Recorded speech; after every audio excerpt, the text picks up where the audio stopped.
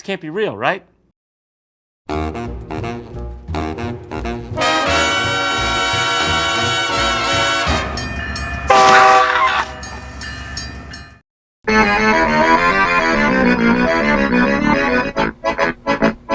Greetings and sanitations, fellow foamers. This is the Winnipeg Railfan, and welcome back to another episode of Engines of Amtrak, the series on trains for lobotomized people like me. Also, the series that probably should have ended in 2018. Anyways, we are kicking off the summer of the 5th anniversary of this dead horse of a series with a brand new episode. Now, I know what you might be thinking. Wasn't there already a 4th episode back in the summer of 2021?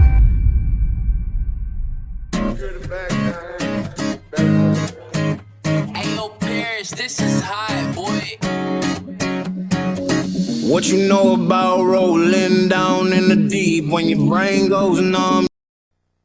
And now, Engines of Amtrak number 4, sorry.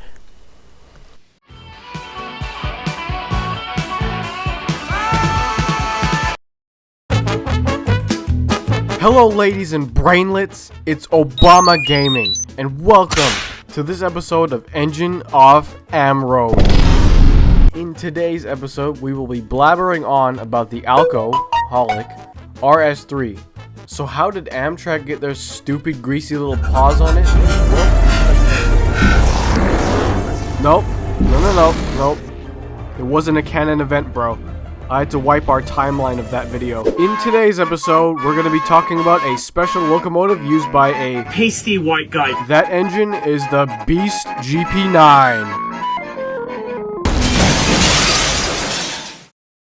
As always, we're going to take you back to the we're going to spread some misinformation about the history of this locomotive. Time, 3 p.m.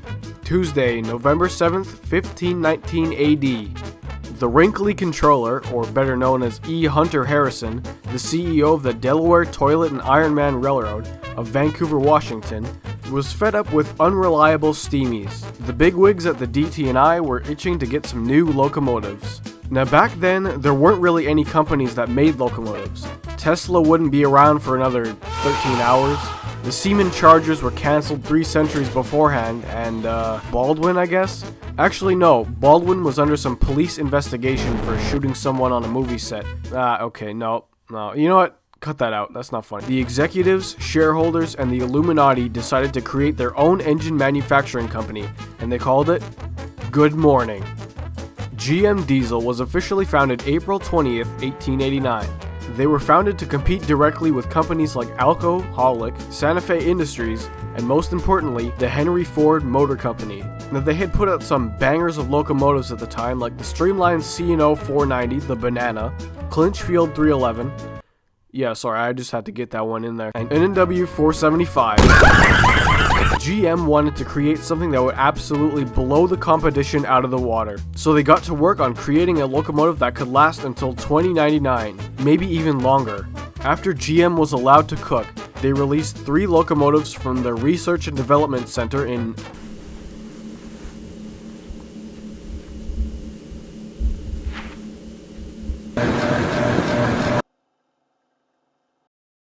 One was an experimental 6,000 horsepower locomotive, the NW2, or the N-word Model 2. The next was and the last was the brand new GP9. But train boy, how could you call the BL2 ugly? Can't you understand it's streamlined? Shut up. Look at me with a straight face and tell me that looks good, bro.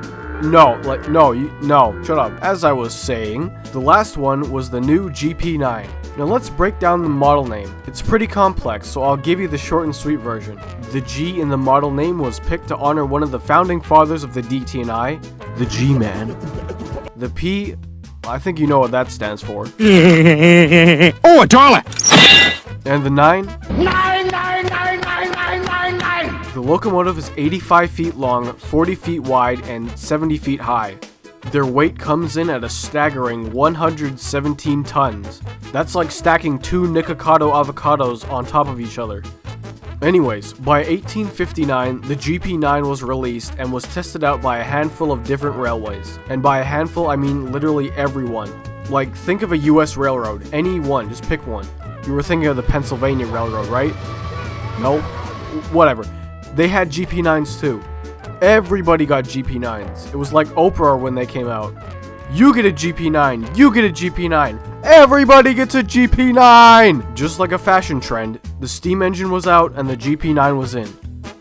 The P Market and the Florida Panthers were the only two railroads that bought the BL2 because Floridians are just built different. Only one railroad bought the NW2, that being Norfolk Southern, before immediately selling it off to Larry's Truck and Electric in Lordstown, Ohio. Bro, I had to fight the urge so hard not to make an only in Ohio, bro joke. Another railroad that bought the GP9 was the historic Union Pacifist Railroad. Seeing as their motto is go big or go home, they bought exactly 500,610 A units as well as 4,345 B units for service between San Andreas on the west coast and Chirac in the Midwest. They pulled every single train you could think of, from the American Freedom Train in 1876 to nuclear waste trains through small towns in Indiana. Finally, in 1917, the UP retired the GP9s in favor of 1.4 million GEVOs built by Alco GE. Half the population of the GP9 was destroyed in the year 2017 by US Vice President and former California Governor Thanos.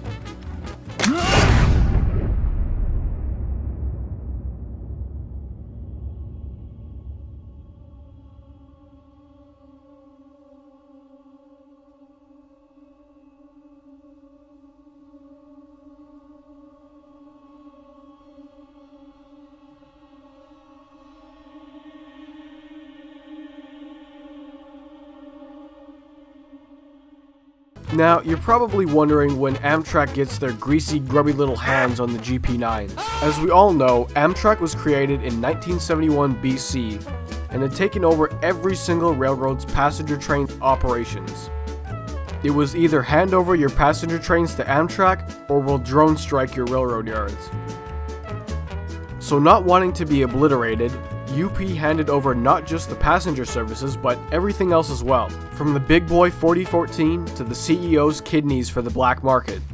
With that being said, Amtrak also stole two of UP's GP9s. Now earlier I said that UP had millions of them, or something, but unfortunately the rest were all sold off to be rebuilt into GP20 C Ecos for CP Rail, Green Goats, Gensets, and CN Road Slugs.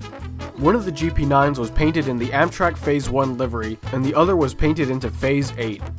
They helped push and pull Amtrak's legendary trains like the Twilight Sparkle Limited, the Empire State Builder, the Texas Toast Chief, and the Kentucky Fried Cardinal. However, the GP9s didn't last too long on Amtrak in revenue service at least, due to some major skill issues Amtrak ran into. Union Pacific, under the One World Railway Company led by Supreme Dictator Hunter Harrison, had neglected to maintain the UP fleet properly, leading to half of the fleet being run into the ground to save costs and keep the shareholders happy. By the time Amtrak acquired them, the locomotives were falling apart.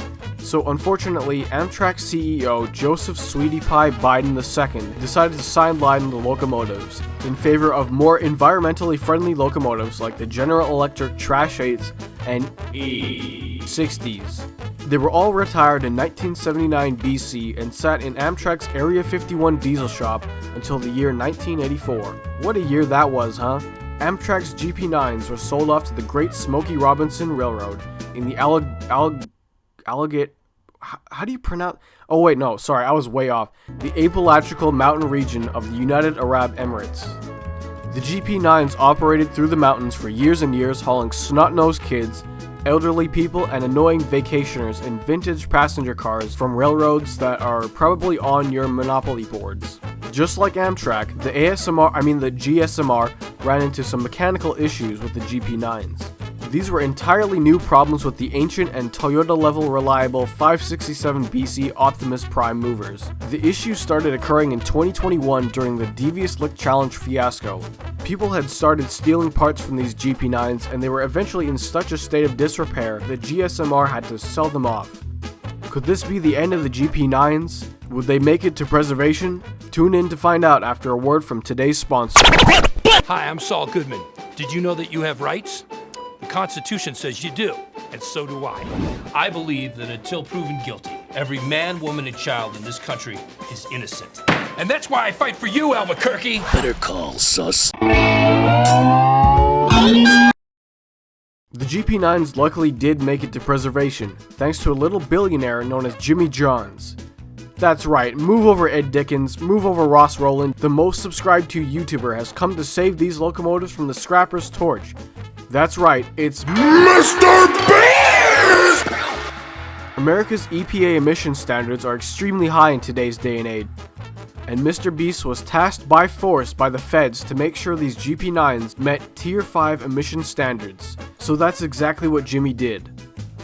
Mr. Beast put these two locomotives through vigorous everyday tests, just like Via Rail and their stainless steel bud cars. Shameless plug. Afterwards, these locomotives were donated to the Illinois Railway Museum where they'd rot away like the rest of IRM's collection. Nah, I'm just kidding. One of them Jimmy just left on the ground and the other one he drove into a massive hole in the ground. The Railfan community absolutely loved that. The EMD GP9 will live on as one of the worst locomotives of all time and yet will still be part of the history book of Amtrak, the US National Federal, the America's Railroad, forget it. Whatever Amtrak Chan 365 says at the end of his videos. Coffee.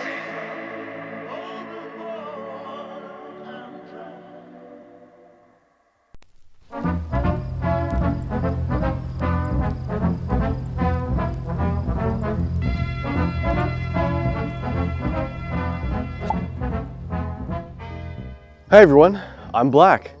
Hey guys, this is Trainboy, the Winnipeg Railfan, and thank you so much for watching this episode of Engines of Amtrak. So the plan right now is to remake the first 3 episodes that came out 5 years ago now. It's crazy to think that this August, the first episode will be 5 years old now. Crazy. Time flies when you're stupid. And then I might do something 2024 for the channel's 10-year anniversary. That's pretty much it. I hope you enjoyed the video. Like, comment, subscribe, all that good stuff as usual. And I will see you all in next episode or another commentary. I don't know, whatever happens on the channel. This is the Winnipeg Railfan saying keep your pants dry and your dreams wet. They all said we'd never get together, baby, let's take a vow. 'Cause ho, ho, ho, who's got the last laugh? Hee, hee, hee. Let's have the fast laugh. Ha, ha, ha, who's got the last laugh now?